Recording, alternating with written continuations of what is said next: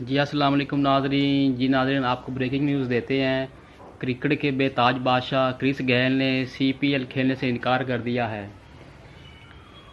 जी नाज़रीन, आज की ब्रेकिंग न्यूज़ क्रिकेट शौकीन के लिए मायूस किन खबर है। क्रिस गेल ने सीपीएल लीग खेलने से इनकार कर दिया है। वजह बताने से उन्होंने गुरेज किया है। उनका कहना है कि ये उनका निजी मसला है। जी नाज़रीन, आज की बहुत बड़ी खबर है ये। नाज़रीन, छक्कों और चौकों की बरसात करने वाले क्रिस गेल ने सीपीएल लीग खेलने से इनकार कर दिया है और इनकार करने की जो वजह है वो नहीं बता सके। उनका ये कहना है कि मैंने कोई निजी मसरूफियात की वजह से ये जो है लीग में नहीं खेलूँगा। जी नाज़रीन, क्रिस गेल ने सीपीएल खेलने से इनकार कर दिया है।